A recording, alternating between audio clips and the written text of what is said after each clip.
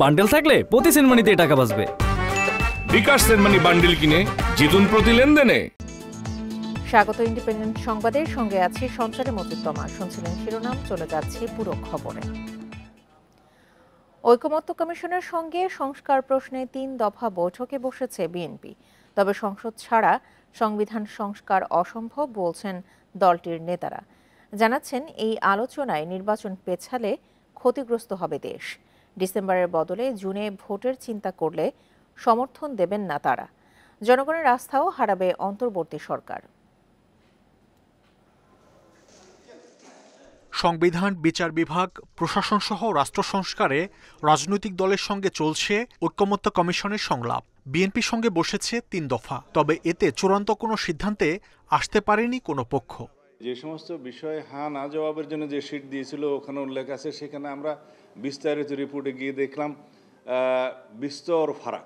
BNP নেতা খন্দকার মোশাররফ হোসেন বলছেন, সীমিত সময়ে কখনোই সংস্কার সম্ভব নয়। তাড়াহুড়ো করলে তা টেকসই তো হবেই না, উল্টো তৈরি হতে পারে আইনি জটিলতা। সংস্কার কিন্তু একটি সরকার একটি সীমিত সময়ের মধ্যে সংস্কার যে কোনো বিষয়ে করে শেষ করতে পারে না। জাতীয় সংসদ ছাড়া সংবিধানের যে সংশোধনীগুলো প্রয়োজন এগুলো কিন্তু করতে পারবে না।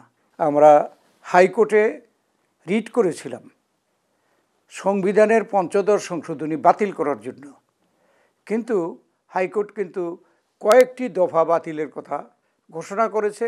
বাকিটা বলেছে যে পরবর্তী সংসদে সে বাকিগুলো সংশোধন করতে হবে। আরেক নেতা হাফিজউদ্দিন আহমেদ বলছেন, অন্তর্বর্তী সরকারের মূল কাজই হওয়া উচিত দ্রুত নির্বাচন আয়োজন। নির্বাচিত সরকার ছাড়া পূর্ণাঙ্গ সংস্কার সম্ভব নয়, তাই দ্রুত ভোটের বিকল্প নেই। ডিসেম্বরের থেকে যদি উনি এটাকে জুনে নিয়ে যান, তাহলে আমাদের নতুন করে চিন্তা করতে হবে এবং তখন এই ধরনের তৎপরতাকে প্রতিরোধ করার জন্যে বিএনপি নিজেরা বসে নীতি নির্ধারণ পর্যায়ে বসে এই ব্যাপারে পরবর্তী কর্মসূচি গ্রহণ করা হবে। এটাকে আমরা মোটেই সমর্থন করি না। এই ডিসেম্বর, এতদিন ডিসেম্বর বলে আবার যদি তারা জুনের দিকে যায়, সেটি আমরা মনে করি যে আমাদের সাথে একটা বিরূপ আচরণ করা হবে। পাশাপাশি দ্রুত নির্বাচন আদায়ে সমমনা দলগুলোর সমর্থন পেতে এরই মধ্যে ধারাবাহিক বৈঠক চালিয়ে যাচ্ছে বিএনপি। মাহমুদ শরীফ, ইন্ডিপেন্ডেন্ট নিউজ, ঢাকা। রাজনৈতিক দলের বিভেদের কারণে গণতন্ত্র যেন আবারও বাধাগ্রস্ত না হয় সেদিকে খেয়াল রাখতে সবার প্রতি আহ্বান জানিয়েছেন বিএনপির ভারপ্রাপ্ত চেয়ারম্যান তারেক রহমান। যে কোনো মূল্যে দেশে ভোটাধিকার ও গণতন্ত্র প্রতিষ্ঠা করার কথাও জানান তিনি। বৃহস্পতিবার ৩১ দফা নিয়ে কর্মশালায় এসব কথা বলেন বিএনপির ভারপ্রাপ্ত চেয়ারম্যান। রাষ্ট্র কাঠামোয় জবাবদিহিতা ও স্বচ্ছতা নিশ্চিতে বিএনপির ৩১ দফা সংস্কার নিয়ে বৃহস্পতিবার কর্মশালায় যোগ দেয় ঠাকুরগাঁও, পঞ্চগড় ও দিনাজপুর জেলা বিএনপি ও এর সহযোগী সংগঠনের নেতারা। দিনব্যাপী এই কর্মশালায় বক্তব্য রাখেন বিএনপির প্রশিক্ষণ সেলের নেতারা। নিজ জেলা ঠাকুরগাঁয়ের কর্মশালায় ভার্চুয়ালি যুক্ত হন বিএনপির মহাসচিব মির্জা ফখরুল ইসলাম আলমগীর। ৩১ দফায় কতগুলো মৌলিক বিষয় এসেছে, বাংলাদেশকে আমূল পরিবর্তন করে দেওয়ার চিন্তা ভাবনাগুলো এখানে এসেছে। যে চিন্তা ভাবনাগুলোকে আমরা যদি জনগণকে বোঝাতে সক্ষম হই, তাহলে নিশ্চয়ই আমাদের জনগণই সবচেয়ে বড় শক্তি হয়ে দাঁড়াবে সেই নতুন রাষ্ট্রকে গঠন করবার। স্বৈরাচারের রক্তচক্ষু উপেক্ষা করে দেশ সংস্কারের কথা বিএনপি প্রথম এনেছিল বলে উল্লেখ করেন দলটির ভারপ্রাপ্ত চেয়ারম্যান তারেক রহমান। সবগুলো ব্যবস্থাই আমরা ৩১ দফায় আনার চেষ্টা করেছি, কিন্তু আমরা যখন দিয়েছি আমরা স্বৈরাচারের রক্তচক্ষু উপেক্ষা করে দিয়েছি। আর অন্য যারা দিয়েছেন তারা কোন প্রেক্ষাপটে সংস্কার প্রস্তাব নিয়ে এসেছেন, কিভাবে দিচ্ছেন, এটি বিচারের দায় আপনাদের উপর আমি ছেড়ে দিচ্ছি, ওটা আমি আর বলতে চাই না। গণতন্ত্রে মতভিন্নতা থাকবেই উল্লেখ করে দেশ ও গণতন্ত্রের স্বার্থে রাজনৈতিক দলগুলোকে ঐক্যবদ্ধ থাকার আহ্বান জানান তারেক রহমান। বিভিন্ন শ্রেণী পেশার মানুষের বিভিন্ন জনের কাছে বিভিন্ন বিষয়টি প্রায়োরিটি, বাট আমরা সকলের সবকিছুকে আমরা চাই ঐক্যবদ্ধভাবে দেশকে সামনে নিয়ে যেতে। আমাদের মধ্যে বিভিন্ন বিষয়ে মতপার্থক্য থাকতেই পারে, থাকাটাই স্বাভাবিক। গণতন্ত্রে মতপার্থক্য থাকবে, এটাই স্বাভাবিক। আমরা বসবো, আমরা আলোচনা করব, আমরা সামনে এগিয়ে নিয়ে যাব। কোনোভাবেই যাতে গণতন্ত্রের উত্তরণ, মানুষের ভোটের অধিকার, রাজনৈতিক অধিকার বাধাগ্রস্ত না হয়। রাজনৈতিক প্রতিপক্ষের কাছেও ৩১ দফার বার্তা পৌঁছে দিতে দলের নেতাকর্মীদের প্রতি আহ্বান জানান বিএনপির ভারপ্রাপ্ত চেয়ারম্যান। বন ইবনে কামাল, ইন্ডিপেন্ডেন্ট নিউজ, ঢাকা। প্রবাসীদের সহযোগিতায় দেশের ভঙ্গুর অর্থনীতি আবারও ঘুরে দাঁড়াতে পেরেছে বলে মন্তব্য করেছেন প্রধান উপদেষ্টা। বৃহস্পতিবার কাতারের দোহায় প্রবাসীদের সঙ্গে মত বিনিময় সভায় তিনি এই মন্তব্য করেন।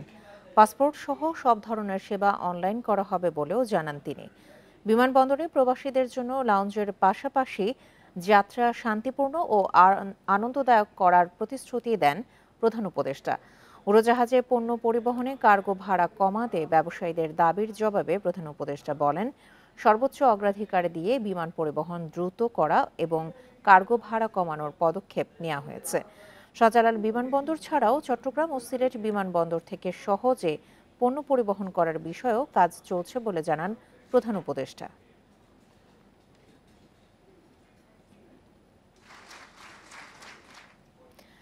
কাতারের ব্যবসায়ীদের বাংলাদেশে বিনিয়োগের আহ্বান জানিয়ে প্রধান উপদেষ্টা অধ্যাপক মোহাম্মদ ইউনূস বলেন, বাংলাদেশ এখন আরও বড় পরিসরে ব্যবসায় ফিরেছে। বৃহস্পতিবার রাতে কাতার ও বাংলাদেশের মধ্যে দ্বিপাক্ষিক বিনিয়োগ সম্ভাবনা নিয়ে আয়োজিত অনুষ্ঠানে অধ্যাপক ইউনূস বলেন, অন্তর্বর্তী সরকার দেশে বিনিয়োগ বান্ধব পরিবেশ তৈরির জন্য নানা পদক্ষেপের পাশাপাশি দুর্নীতিমুক্ত নতুন বাংলাদেশ গঠনে প্রতিশ্রুতিবদ্ধ। অনুষ্ঠানে বিডার নির্বাহী চেয়ারম্যান আশিক চৌধুরী কাতারের ব্যবসায়ীদের সামনে বিনিয়োগের সুযোগ এবং সরকারের নেওয়া সংস্কারমূলক পদক্ষেপ তুলে ধরেন। বলেন, বিনিয়োগের এখন সবচেয়ে ভালো গন্তব্য Bangladesh. Any country with Bangladesh in terms of corruption. We are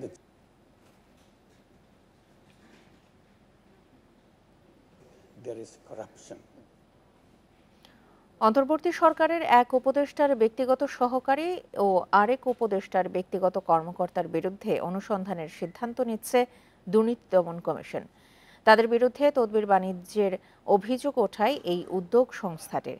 অন্যদিকে ২৭ কোটি টাকার জ্ঞাত আয় বহির্ভূত সম্পদ অর্জনের অভিযোগে হাসিনা সরকারের পররাষ্ট্র প্রতিমন্ত্রী শাহরিয়ার আলমের বিরুদ্ধে মামলা করেছে দুদক। জুলাই অভ্যুত্থানে আওয়ামী লীগ সরকারের পতনের পর গত ১৪ই আগস্ট যুব ও ক্রীড়া উপদেষ্টা আসিফ মাহমুদের ব্যক্তিগত সহকারী হিসেবে নিয়োগ পান মুয়াজ্জেম হোসেন। আর ২ অক্টোবর নিয়োগ হয়েছিল স্বাস্থ্য উপদেষ্টা নূরজাহান বেগমের ব্যক্তিগত কর্মকর্তা তুহিন ফারাবীর। মুয়াজ্জেম ও তুহিনের বিরুদ্ধে গণমাধ্যমে তদবির বাণিজ্যের অভিযোগ প্রকাশের পর তা অনুসন্ধানের উদ্যোগী হওয়ার কথা জানায় দুদক। টাকার বিনিময়ে চিকিৎসক প্রকৌশলী সহ বিভিন্ন পর্যায়ের কর্মকর্তাদের নিয়োগ বদলি ও পদোন্নতির অভিযোগে এই ২ কর্মকর্তাকে অব্যাহতি দেয় মন্ত্রণালয়। জনাব আব্দুল্লাহ আল ইসলাম জ্যাকব সংসদ সদস্য এবং প্রাক্তন মন্ত্রী উপমন্ত্রী হিসাবে দায়িত্ব পালনকালে ক্ষমতার অপব্যবহার পূর্বক অসাধু উপায়ে জ্ঞাত আয়ের উৎসের সাথে অসঙ্গতিপূর্ণ ১৩ কোটি ৯৮ লক্ষ টাকারও বেশি মূল্যের সম্পদ অর্জন অনুসন্ধানকালে প্রমাণিত হয়েছে। এই কারণে মানি লন্ডারিং প্রতিরোধ আইন ২০১২ সংশ্লিষ্ট ধারায় আরও একটি মামলা রুজুর সিদ্ধান্ত গৃহীত হয়েছে। এদিকে ক্ষমতাচ্যুত শেখ হাসিনা সরকারের পররাষ্ট্র প্রতিমন্ত্রীর ২৭ কোটি ও পরিবেশ উপমন্ত্রীর আব্দুল্লাহ আল জাকবের ১৩ কোটি টাকার জ্ঞাত আয়ের বহির্ভূত সম্পদ পাওয়ার কথা জানায় দুদকের মহাপরিচালক আক্তার হোসেন। অসাধু উপায়ে ২৭ কোটি ৩৮ লক্ষ টাকারও বেশি মূল্যের জ্ঞাত আয়ের উৎস বহির্ভূত সম্পদ অর্জন পূর্বক ভোগ দখলে রেখে এবং তার নামেও ৬টি ব্যাংক হিসাবের মাধ্যমে ২৬০ কোটি ৯৪ লক্ষ টাকারও বেশি মূল্যের অস্বাভাবিক লেনদেন পূর্বক উক্ত টাকা জ্ঞাতসারে হস্তান্তর, স্থানান্তর এবং রূপান্তর করার অপরাধ অনুসন্ধানকালে প্রমাণিত হয়েছে। এই কারণে তার বিরুদ্ধে একটি মামলা রুজুর সিদ্ধান্ত গৃহীত হয়েছে। ঘুষে নগদ টাকা সহ ঢাকা দক্ষিণ সিটি কর্পোরেশনের ৪ নম্বর ওয়ার্ডের সচিব কুতুবুদ্দিন সোহেলকেও বৃহস্পতিবার গ্রেফতার করেছে দুদক। Sajjad Hossain, Independent News, Dhaka. সাবেক সেনা কর্মকর্তা জিয়াউল আহসান, ডিবি কর্মকর্তা হারুনুর রশিদের সহযোগী জাহাঙ্গীর এবং পতিত আওয়ামী লীগ সরকারের এমপি নাবিল আহমেদ তার ভাই ও মায়ের সম্পদ জব্দের নির্দেশ দিয়েছে আদালত। একই সঙ্গে শেখ পরিবারের ৪ এমপির দেশ ত্যাগে নিষেধাজ্ঞা দেয় ঢাকা মহানগর দায়রা জজ আদালত। জুলাই অভ্যুত্থানের পর দুর্নীতি ও অনিয়মের মামলায় আওয়ামী লীগ ও তাদের সহযোগীদের সম্পদ জব্দের আদেশ দেয় আদালত। দুদকের আবেদনের প্রেক্ষিতে বৃহস্পতিবার ঢাকা মহানগর দায়রা জজ আদালত সাবেক সেনা কর্মকর্তা মেজর জেনারেল জিয়াউল আহসানের 3টি ফ্ল্যাট, 5 বাড়ি ও প্রায় 100 বিঘা জমি জব্দ এবং তার 9 ব্যাংক হিসাবে থাকা প্রায় 1,28,00,000 টাকা অবরুদ্ধের নির্দেশ দেয়। একই দিন ঢাকা মহানগর দায়রা জজ জাকির হোসেন গালিবের আদালত যশোরের সাবেক এমপি কাজী নাবিল আহমেদ, তার ভাই কাজী আনিস আহমেদ, কাজী ইনান আহমেদ ও তাদের মা আমেনা আহমেদের স্থাবর সম্পদ জব্দের নির্দেশ দেয়। দুর্নীতি ও ক্ষমতাকে কাজে লাগিয়ে বিপুল সম্পদের মালিক হওয়া পলাতক সাবেক ডিবি প্রধান হারুনুর রশিদের অন্যতম সহযোগী জাহাঙ্গীর হোসেনের স্থাবর অস্থাবর সম্পদও অবরুদ্ধের আদেশ দেয় আদালত। বৃহস্পতিবার দুদকের আবেদনে শেখ পরিবারের একাধিক সদস্যের দেশত্যাগের নিষেধাজ্ঞা দেয় আদালত। তাদের মধ্যে খুলনা 2-এর সাবেক এমপি শেখ সালাউদ্দিন, বাগেরহাট 2-এর শেখ তন্ময়, শেখ জালালউদ্দিন ও শেখ সোহেলের বিরুদ্ধে দেশত্যাগের নিষেধাজ্ঞা দেয় ঢাকা মহানগর দায়রা জজ জাকির হোসেন গালিবের আদালত। ইকরামুল কবির, ইন্ডিপেন্ডেন্ট নিউজ, ঢাকা। হত্যার উদ্দেশ্যে প্রাইম এশিয়া ইউনিভার্সিটির শিক্ষার্থী পারভেজকে ছুরিকাঘাত করা হয়নি বলে র্যাবের কাছে দাবি করেছেন মূল আসামি মেহরাজ ইসলাম। বলেছেন, বন্ধুর ডাকে সাড়া দিতে গিয়ে মারামারিতে জড়িয়ে পড়েন তারা। বৃহস্পতিবার বিকেলে রাজধানীর উত্তরায় সংবাদ সম্মেলনে র্যাব 1-এর অধিনায়ক লেফটেন্যান্ট কর্নেল জাহিদুল করিম এই তথ্য জানান। প্রাথমিক জিজ্ঞাসাবাদে হত্যায় জড়িত থাকার বিষয়টি স্বীকার করেছেন মেহরাজ। তবে পারভেজ হত্যার মূল কারণ বাকি আসামিদের গ্রেপ্তারের পর জানা যাবে বলে জানিয়েছে র্যাব। এই ঘটনায় আত্মগোপনে থাকা সংশ্লিষ্ট 2 ছাত্রীকে আটকে অভিযান চালাচ্ছে আইনশৃঙ্খলা বাহিনী। এদিকে আদালতে স্বীকারোক্তিমূলক জবানবন্দি দিয়েছেন পারভেজ হত্যা মামলার আরেক আসামি আল কামাল শেখ।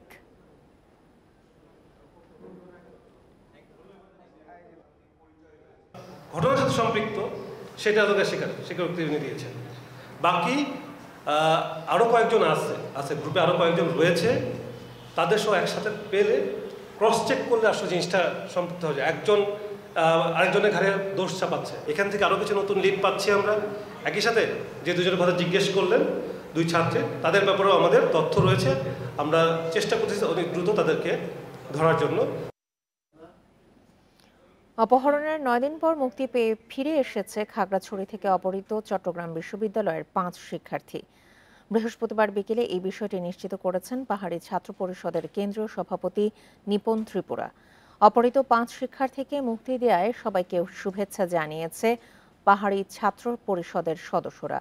এর আগে অপহৃত শিক্ষার্থীদের উদ্ধারে সোমবার ইউপিডিএফ-এর গোপন আস্তানায় অভিযান চালায় যৌথ বাহিনী।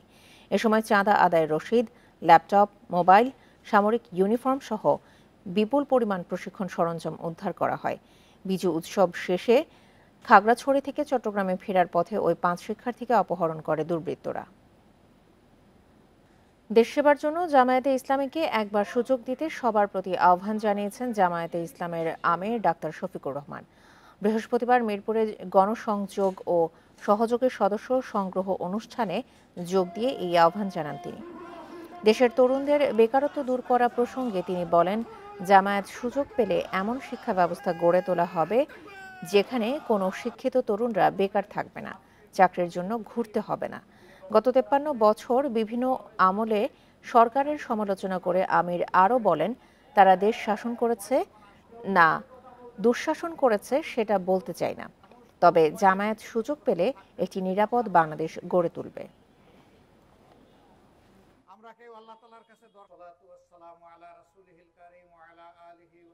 ব্যবসায়ী ভাইদেরকে আশ্বস্ত করছি, নিশ্চয়তা 53 বছর যারা বিভিন্নভাবে দেশ শাসন করেছেন তাদের যা দেওয়ার তারা দিয়েছেন। তারা শাসন দিয়েছেন না দুঃশাসন দিয়েছেন সেটার সাক্ষী জনগণ। আমি এই ব্যাপারে কিছু বলতে চাই না। আমাদেরকে একবার আপনারা সুযোগ দেন, আমরা কথা দিচ্ছি আল্লাহকে ভয় করে এই দেশের মানুষের সেবা করব ইনশাআল্লাহ।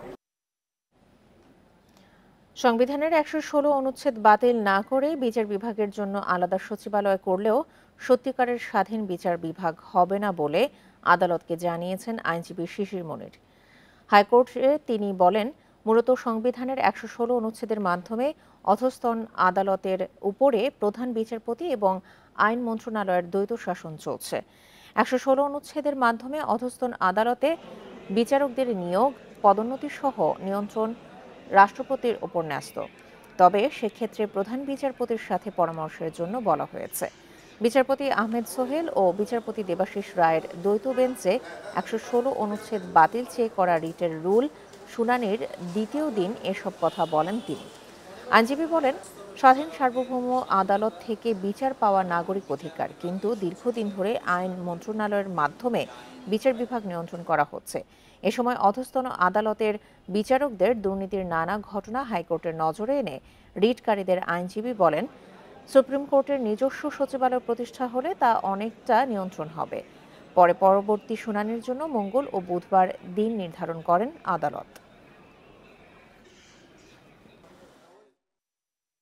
যে একজন সাক্ষী তার সাক্ষ্য দিতে এসেছেন, এই সাক্ষী যিনি সাক্ষ্য দিতে এসেছেন তাকে বিদায় করার জন্য সংশ্লিষ্ট বিচারক সহ কয়েকজন এজলাস থেকে নেমে এসে তাদেরকে বিদায় সম্বর্ধনা জানিয়েছেন।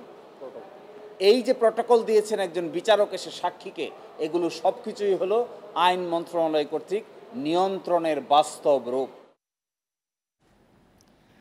ক্যান্সার কোষের জিনগত পরিবর্তন বা মিউটেশন শনাক্তের সর্বাধুনিক পদ্ধতি চালু হলো আইসিডিডিআরবিতে। এতে একজন রোগীর ক্ষেত্রে কোন ওষুধ কাজ করবে, কোনটি করবে না তা জানা যাবে সহজেই। নেক্সট জেনারেশন সিকোয়েন্সিং নামের এই পদ্ধতিতে 12 ধরনের ক্যান্সার শনাক্ত করা যায়। এর জন্য খরচ হবে 11 থেকে 34,000 টাকা। তবে বিদেশে এই খরচ প্রায় দ্বিগুণ। দেশে 1,70,000-এর মতো মানুষ ক্যান্সারে আক্রান্ত। সবার ক্ষেত্রে সব ওষুধ কাজও করে না। এতে পড়তে হয় বিড়ম্বনায়, ছড়িয়ে পড়ে ক্যান্সার। এই অবস্থায় দরকার হয় ক্যান্সার কোষের মিউটেশন জানার। সে পদ্ধতি চালু হলো আইসিডিডিআরবিতে। মাসে 200-র বেশি ক্যান্সার কোষের নমুনা পরীক্ষা করবে তারা। রিপোর্ট মিলবে 15 দিনে। বিদেশের চেয়ে খরচ অর্ধেকেরও কম। এই প্রক্রিয়ায় নেক্সট জেনারেশন সিকোয়েন্সিং এবং রোবোটিক মেশিন ব্যবহার করা হচ্ছে। দেশের বাইরে আমরা যখন এই টেস্টগুলোর জন্য পাঠাই, তার খরচও অনেক বেশি। রিপোর্ট আসতেও 3 থেকে 4 সপ্তাহ, 1 মাস প্রায় লেগে যায়। সেক্ষেত্রে আমরা আরও অনেক কম সময়ে এটা করতে পারি, অনেক কম খরচে করতে পারি। আন্তর্জাতিক মানদণ্ডের সব কিছু মেনটেন করে আমরা এখানে এই টেস্টগুলো করতে পারি। এই পদ্ধতিতে ক্যান্সার কোষের জিনগত মিউটেশন বা পরিবর্তন সম্পর্কে তথ্য পাওয়া যায়। এর উপর ভিত্তি করে কোন ওষুধ কার্যকর আর কোনটি কাজ করে না তাও জানা যায়। এতে রোগীর সুস্থতার সম্ভাবনা বাড়ে। বেসড অন দিস টেস্ট আমরা বলবো যে এই ড্রাগ কাজ করবে, এই পেশেন্টের জন্য এই ড্রাগ কাজ করবে না। সো এটা একটা বড় একটা সুবিধা পেশেন্টের জন্য। আরেকটা হচ্ছে পেশেন্টের ভোগান্তি কমবে।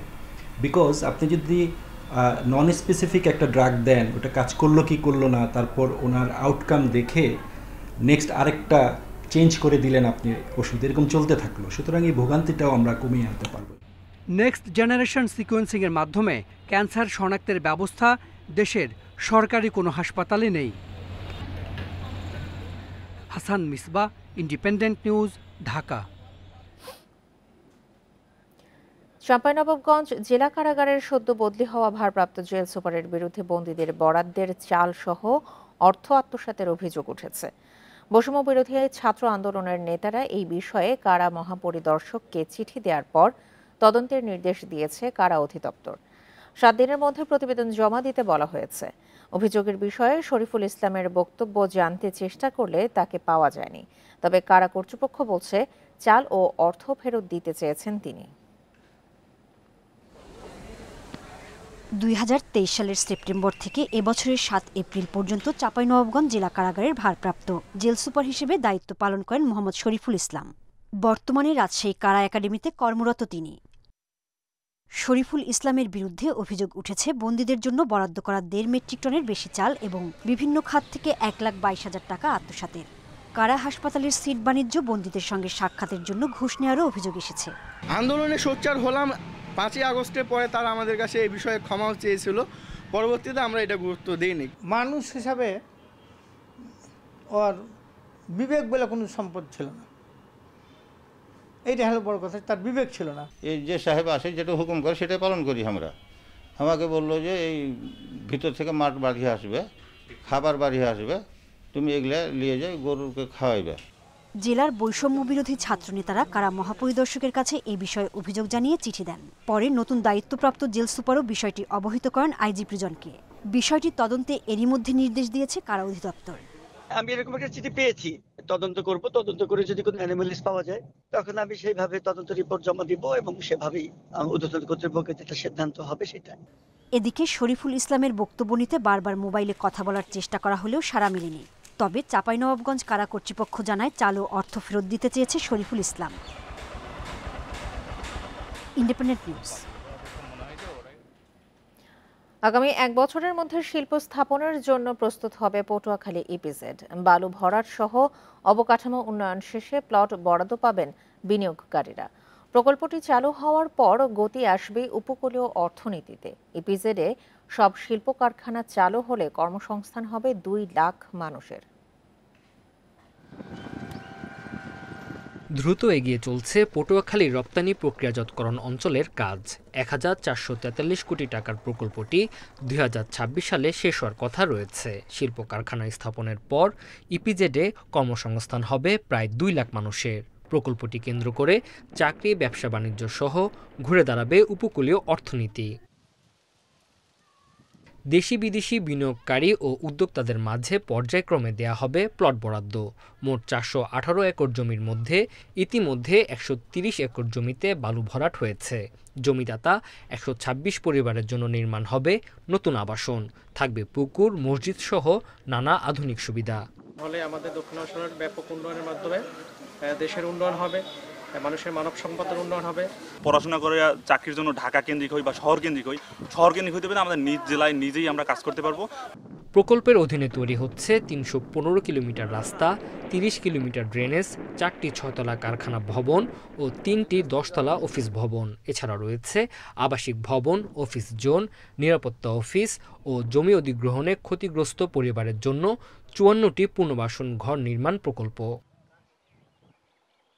ইপিজেডে শিল্প কারখানায় নিরবিচ্ছিন্ন বিদ্যুৎ নিশ্চিত করতে 33 কেবি সাবস্টেশন, 15 কিলোমিটার 11 কেবি হাই টেনশন লাইন ও একটি 11 কেবি জিআইএস সাবস্টেশনও নির্মাণ করা হবে। 6 মাসের মধ্যে এই পুরো প্রকল্প মাটি ভরাট কাজ শুরু হয়ে যাবে, শেষ সমাপ্ত হবে। আগামী 1 বছরের মধ্যে আমরা এই ইনভেস্টরদের কাছে প্লট বরাদ্দ দিবে ইনশাআল্লাহ, আমরা আশা করছি। সম্প্রতি প্রকল্পের অগ্রগতি পরিদর্শন করেন প্রধান উপদেষ্টার কার্যালয়ের সচিব। 2026 সালের শুরুতে বিনিয়োগকারীদের মাঝে ইপিজেডের প্লট বরাদ্দ শুরু হবে বলেন তিনি। এই এলাকার শিল্প উদ্যোক্তা এবং বাইরের শিল্প উদ্যোক্তা এখানে এসে ব্যবসা শুরু করতে পারে, তাদেরকে এখানে আনার জন্য আমরা বিভিন্ন ধরনের সহায়তা প্রদান করব। এই প্রকল্পের আওতায় ইপিজেডে বিনিয়োগকারী ও উদ্যোক্তাদের জন্য কুয়াকাটায় 2.25 একর জমিতে নির্মাণ হচ্ছে ক্লাব। Independent news. 138 বছরে পদার্পণ করল চট্টগ্রাম সমুদ্র বন্দর। সম্প্রতি রেকর্ড পণ্য ওঠানামায় রেকর্ড সৃষ্টি করেছে বন্দরটি। 2024 সালে রাজস্ব আদায় 5,056 কোটি টাকা। তবে সক্ষমতার পাশাপাশি রয়েছে নানা চ্যালেঞ্জও। ভবিষ্যতের কথা মাথায় রেখে বন্দরকে আরও আধুনিক করা হবে জানিয়েছে কর্তৃপক্ষ। খ্রিস্টপূর্ব 4র্থ শতকে কর্ণফুলী নদীর মোহনায় চট্টগ্রাম বন্দরের গোড়াপত্তন হলেও প্রাতিষ্ঠানিকভাবে যাত্রা শুরু হয় 1888 সালে। প্রধান এই সমুদ্র বন্দরে আমদানি রপ্তানি বাণিজ্যের 92% পরিচালিত হয়। সময়ের সাথে বেড়েছে পরিধিও, যোগ হয়েছে স্বয়ংক্রিয় সব যন্ত্রপাতি। মাত্র 6 একক কন্টেইনার হ্যান্ডলিং দিয়ে যাত্রা শুরু হলেও গত বছর 32,75,627 একক কন্টেইনার হ্যান্ডলিংয়ে রেকর্ড গড়েছে। আমাদের এখানে একটা হেভি লিফট জেটি এখন অলরেডি প্রক্রিয়াধীন আছে। বে টার্মিনালের কার্যক্রমও শুরু হয়ে গেছে বলা যায়। এটা আমরা ট্রানজ্যাকশন অ্যাডভাইজারের জাস্ট ওদের যে রিপোর্টটা পেলেই আমরা আরএফপি ইস্যু করব এবং সরসাই বিদেশি অপারেটর নিয়োগের বিষয়টা চূড়ান্ত হয়ে যাবে সরকার কর্তৃক। তবে বন্দরে চলমান উন্নয়ন প্রকল্পগুলো বিলম্বিত হচ্ছে নানা কারণে। 2025 সালে বে টার্মিনালের কার্যক্রম শুরু হওয়ার কথা থাকলেও চলতি সপ্তাহে কেবল একনেকে পাশ হয়েছে প্রকল্পটি। বিশ্বের সাথে তাল মিলিয়ে বন্দরের সম্প্রসারণ নীতিগত পরিকল্পনা জরুরি বলে মনে করছেন বিশেষজ্ঞ ও বন্দর ব্যবহারকারীরা। আমাদের বন্দরের স্যাচুরেশনের পর্যায়ে চলে যাচ্ছে। আমরা যদি বে টার্মিনাল করি, মাতারবাড়ি হচ্ছে, এই দুইটা মিলিয়ে এক্সিস্টিং আমাদের বিদ্যমান যে বন্দর পিসিটি, এইগুলো মিলিয়ে আমাদের কিন্তু ভলিউম যদি ক্যালকুলেট করেন তাহলে কিন্তু নতুন বিনিয়োগকারী আসবে না। কিন্তু এত বড় বড় মেগা প্রকল্প আমাদের হচ্ছে, কিন্তু আমাদের একটা হেভি লিফট পণ্য পরিবহন করা বা সংরক্ষণ করার মতো আমাদের একটি বন্দর নাই।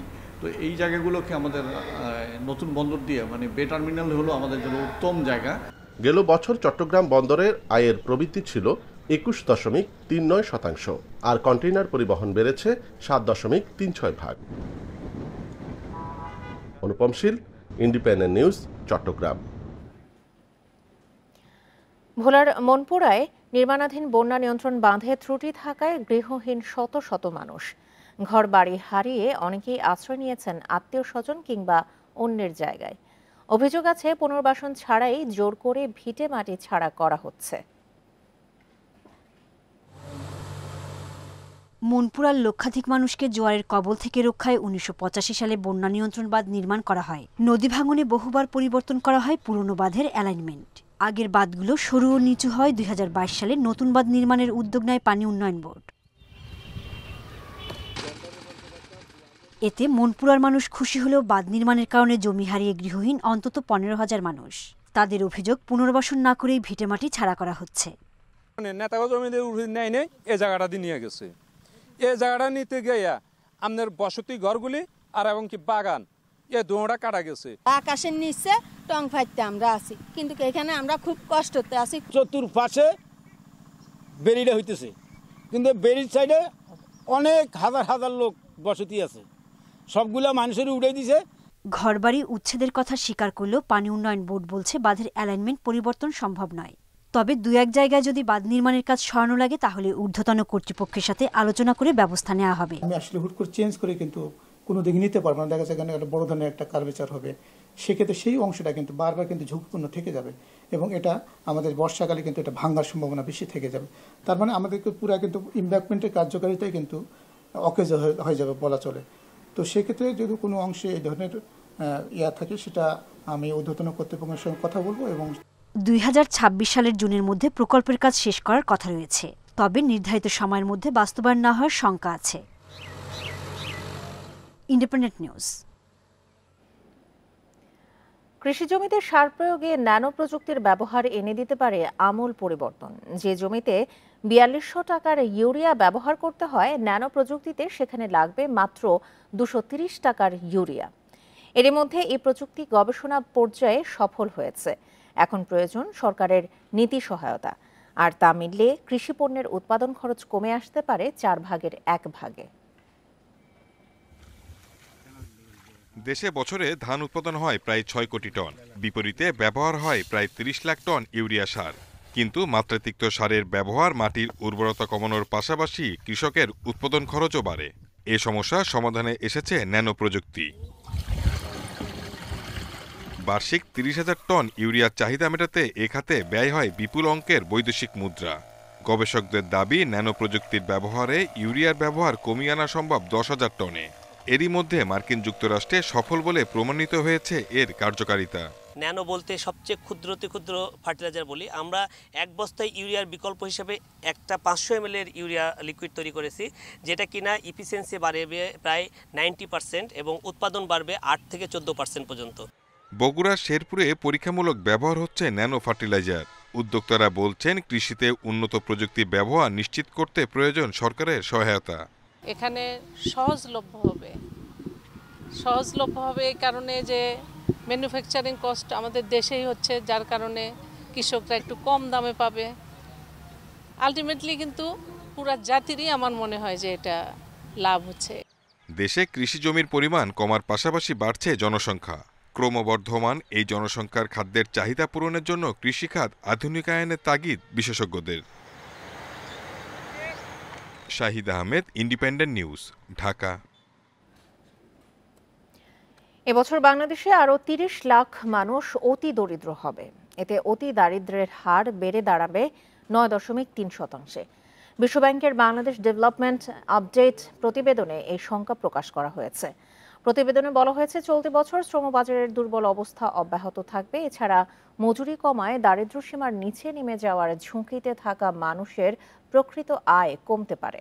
বিশ্বব্যাংক বলছে, অর্থনৈতিক কর্মকাণ্ডের ধীর গতির কারণে গরিব মানুষের জীবনে বেশি প্রভাব পড়ছে। এতে বৈষম্য আরও বাড়বে বলে মনে করে বিশ্বব্যাংক।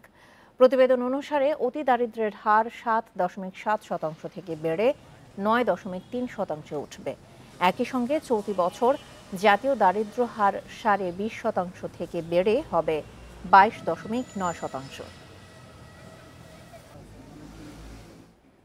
আর ছিল এখনকার মতো ইন্ডিপেন্ডেন্ট সংবাদে। এছাড়া ইন্ডিপেন্ডেন্ট টেলিভিশনের সব খবর আরও বিস্তারিত জানতে চোখ রাখুন ফেসবুক, ইউটিউব এবং এক্সে। এতক্ষণ সাথে থাকার জন্য ধন্যবাদ সবাইকে। আমন্ত্রণ পরের আয়োজনে।